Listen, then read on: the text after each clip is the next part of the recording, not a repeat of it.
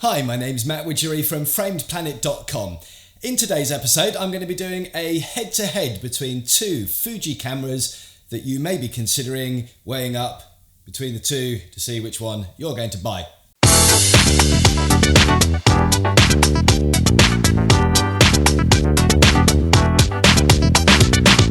So this is the lineup. In the blue corner we have this is the Fuji X-T10. And in the red corner, which you can't see because I'm using it to record this on at the moment, is the venerable, down but very much not out, X Pro 1. So let's have a look and see what the differences are between the two cameras, because they are now, believe it or not, although this is technically a sort of consumer level camera and the X Pro 1 is like the Pro 1, they're about the same money because the X Pro 2 is coming out very soon. But you're not interested in the X Pro 2? Well, you are, but you haven't won the lottery, and so like the rest of us, we are looking at the cameras which we can afford. That might be the X Pro 1, it might be the X-T10, because as we look at it today, you can get them both for about the same money, within 100 quid or so of each other. And that's fantastic because it gives us real choice. These are two killer cameras and they can do a lot of stuff. So I thought I would take both of these cameras and put them to a real world challenge. There's some pictures coming up on screen now from a wedding that I shot yesterday. And at that wedding, I only took two cameras with me. I took the X Pro 1 and I took the X-T10 because I wanted to see what happens when you throw in a real job to do. If you put these cameras into the hardest of conditions possible, where failure is not an option, how do they pan out? Let's start with the X-T10 because it's in my hand, and so that's the easiest thing to do. Well, it has a lot of the same stuff in the internals of it that my X-T1 has, which is the camera that I normally use as my main camera for shooting weddings. It's got the newer X-Trans 2 sensor, which has the phase detect autofocus on it, which means it's brilliant at focusing in low light, certainly compared to the X Pro 1. It also has the same form factor. It's got this little thing that looks like a pentaprism in the middle. It isn't a pentaprism, it's the electronic viewfinder, but nevertheless, it kind of looks natty and looks like an old film camera, looks like an old Contax film camera or something, which I personally rather like. Round the back, you've got the same tilty, flippy LCD screen, which is the usual sort of affair. It does that and it does that, but it doesn't do that and come out sideways or come over the top. Which is a shame for me because I do videos and I'd quite like to be able to sort of, vlog at it and see if I'm actually in the picture or not. But they both do that, so that's that. In terms of the X Pro 1, that's got the original sensor. Some say it's a classic and best. A lot of people prefer the way that colour and noise, the rendition of those things happens with the original X-Trans sensor, and there's a slightly more filmic quality to the pictures that come out of that sensor.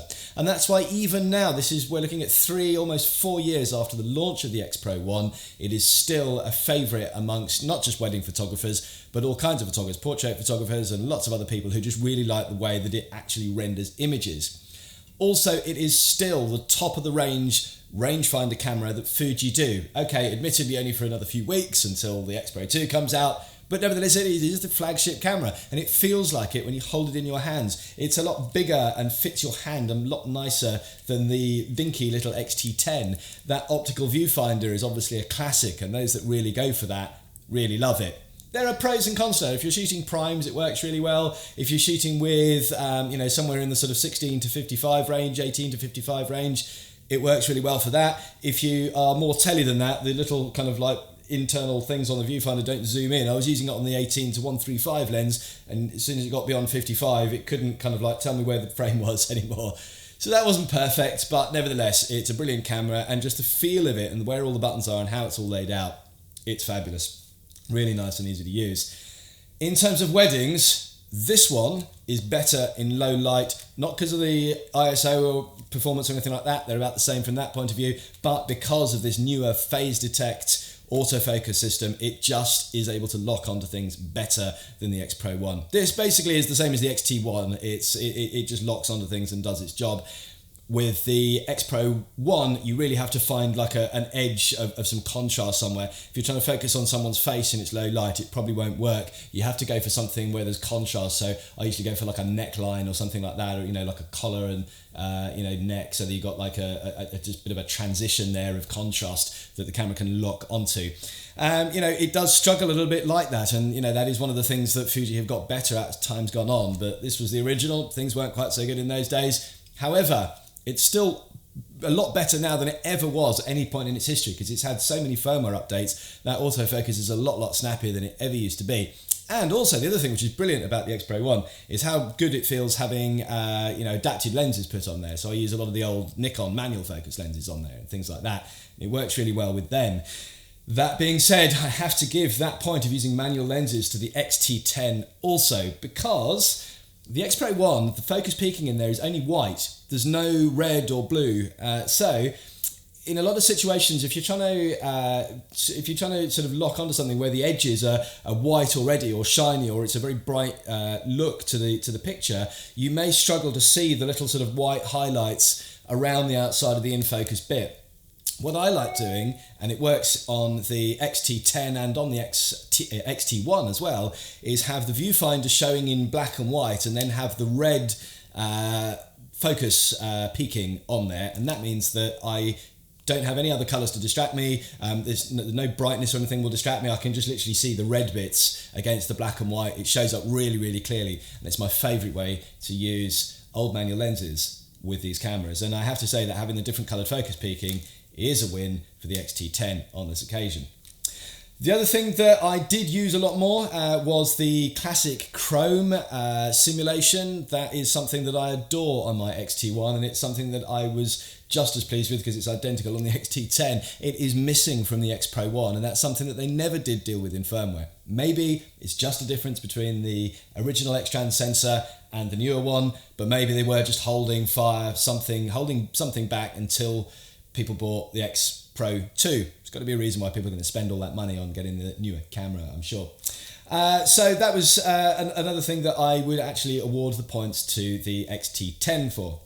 So there's a lot of things. I also, the flippy screen I used a lot on the dance floor. At the end of the day, I was kind of able to, reach up and sort of get some, party shots from up above, and that was also something that I preferred on the X-T10. It has to be said that the surround on here, it doesn't feel as solid as the X-T1. But this isn't a comparison between the X-T1 and the X-T10. We're looking at two separate, two cameras only. But if you have got the money, you do find that things like the plastic there on the X-T10 is replaced with a metal surround. And of course you get, the brighter viewfinder, and you get weather sealing and so on and so on. However, between these two cameras, just simply the fact that this does tilt out does give you those options for shooting low and shooting high, and personally I really love it. Is it a complete walkaway then for the X-T10? Is it just simply that the venerable X Pro 1 is ready to be put out for pasture? Well, no, I don't think so. I find this camera just a little bit small in my hands. I'm not a huge guy. I mean, I'm 5'8", something like that. I'm not, I haven't got hands like soup plates, but I did find that when I was holding on to the camera, I found that the palm of my hand, particularly under my thumb there, as I gripped, and particularly as I sort of pinched the camera to bring it up to my face, I was finding that it was digging into this function button here, and also into some of these buttons around the D-pad, and I was knocking into particularly these lower two.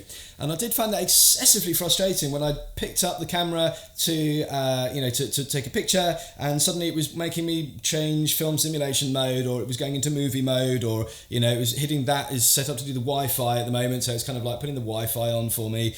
That was annoying. I mean, it's something where you had to make a physical effort to kind of like grab it just like that, and then kind of like hold onto the edge of the camera, and it just didn't feel as ergonomic as my X-T1 did, and it felt nothing like as good as the X Pro 1, because believe me, the X Pro 1 feels a lot nicer in the hand than the X-T1. It fits better, it's bigger, it's wider. Although it doesn't have any kind of a grip there, it just, something about the X Pro 1 just feels right. They got that design absolutely perfect and spot on. The other thing that I didn't particularly sort of get, how they implemented it, although I like the idea, was this little kind of thumb rest here. It's not in a position where your thumb naturally is ever going to be.